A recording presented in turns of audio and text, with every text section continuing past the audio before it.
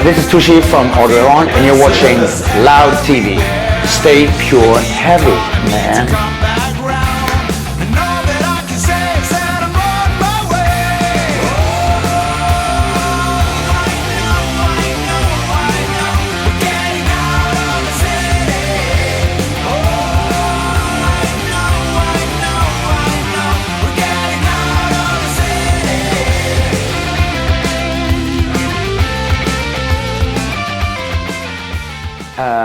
Yeah, of course. I think it's, some of us, like Icedale plays with Enslaved, and we used to have a bass player that was in Gorgoroth earlier. But the rest of us, we're not from the extreme metal scene. But I think the extreme metal scene in Norway has done a lot for bands like us as well, because of their fame in Europe and the rest of the world. People pay attention to bands like us because they're from the same city as those bands. So people pick up on our music as well. So to us, it's a good thing with that the black metal scene became so big.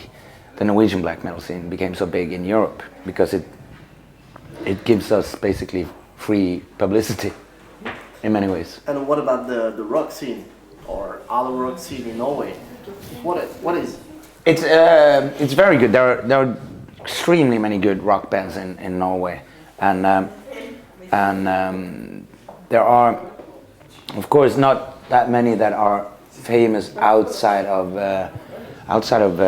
Norway. You have some that are, we are starting to get a good crowd outside of Norway. Kvelertak has been doing really well, and there's shitloads of really good rock bands in Norway. So the scene is quite big, but maybe not enough bands have reached out and made a name for themselves outside of Norway.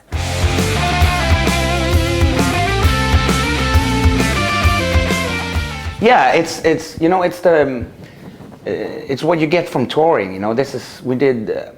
Since we released Youngblood, we did 3 tours, one with Soulstaffer and Long Distance Calling, and one with Karma to Burn and Gold, and then we did one with Grand Magus and Zodiac, and now we're doing this with 77 and Pet the Preacher.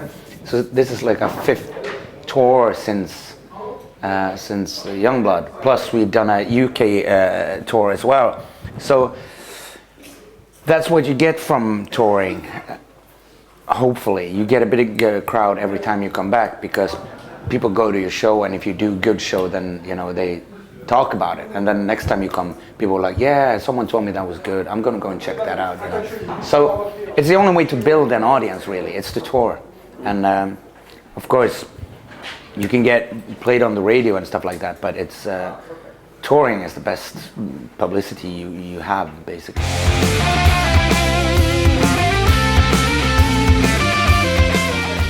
We haven't been there. Well, we have been there. We played a couple of gigs over there because we were invited to the South by Southwest festival in Austin, Texas. So we went over there and did a couple of shows. And we also recorded our 3rd album, the one called Audrey Horne. We recorded that one in Los Angeles, so we've been over there, but the US is so big and there's so many bands touring there. So if you're going to make a name for yourself there, you have to take a year off and to only tour the US. I think we would love to go over there and play, but we're really happy with touring in Europe, so we'll see.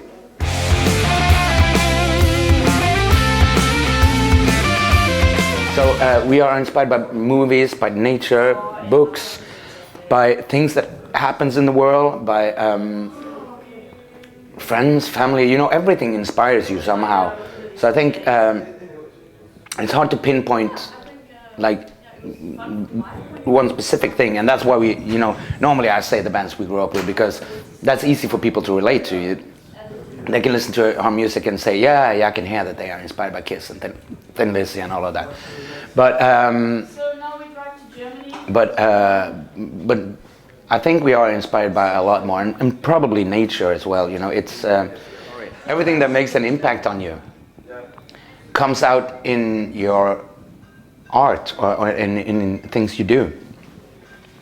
So I wouldn't say that it's either culture or nature. I think it's a bit of both. It's everything basically.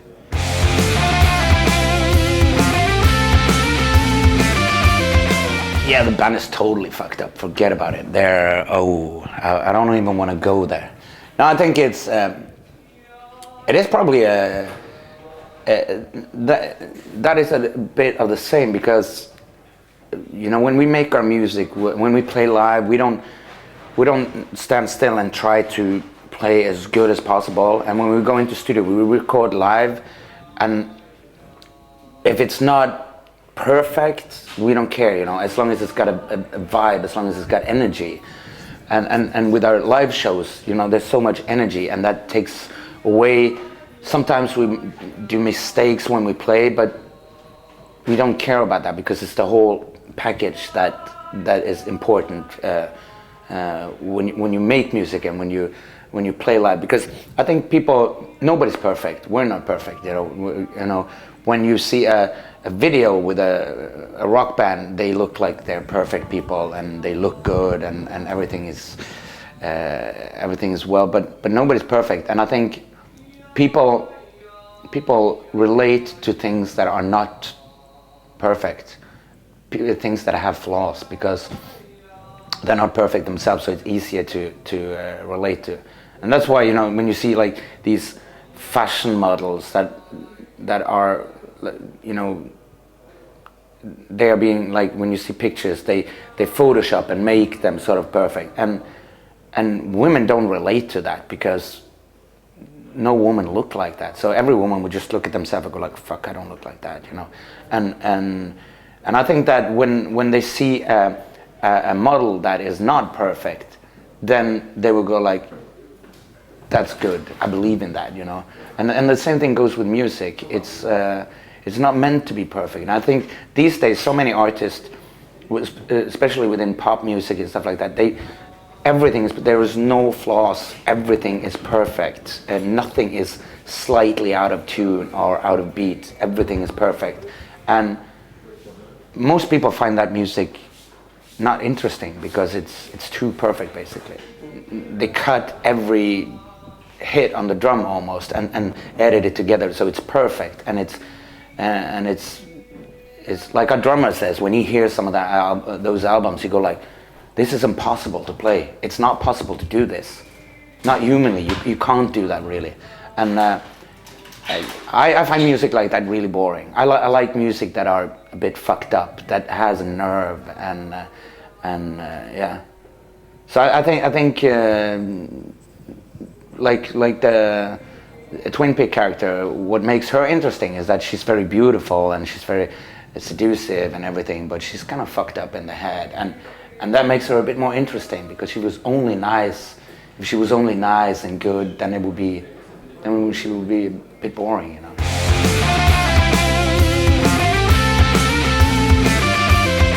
So we record live, and then of course we add overdubs if we want that. And on Youngblood we hardly did any overdubs. But Youngblood is basically the sound of the band, and that's it. On Pure Heavy we produced it a bit more. We did more overdubs.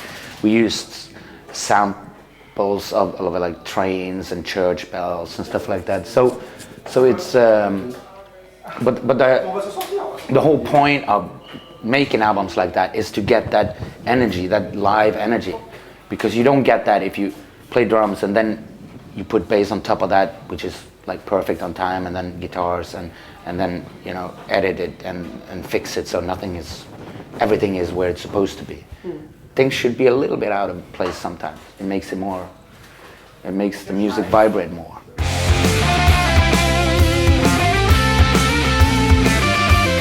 Well, it was basically that, you know, that we made a sort of a video that had the Muppet Show theme to it, and in the Muppet Show they always had like celebrities and famous people as guests, and the thing that made it interesting was like the interaction between these fucked up puppets and this living person. So we figured we need the same thing, and then in the beginning we thought of just having some human characters there, and then we talked about maybe we should do what Muppet Show, maybe we should have someone that people will recognize, you know. And we talked about different people, and then we've known Johan and his wife for many years, so we thought it would be cool to have him because he's kind of out of place, you know, music-wise. He comes from the band that he sings in, so we figured that could be cool because it's always interesting when there's someone who's slightly out of place and you go like, what the fuck is he doing there, you know? It makes it more interesting. So we talked to him and asked him, you know, if he was interested in doing this. And he's a brilliant guy. He's a very sweet, nice guy, and he's got a great sense of humor. So it was no problem at all to get him to do this. He was happy to do it, and I think the video turned out really good. It's a great video.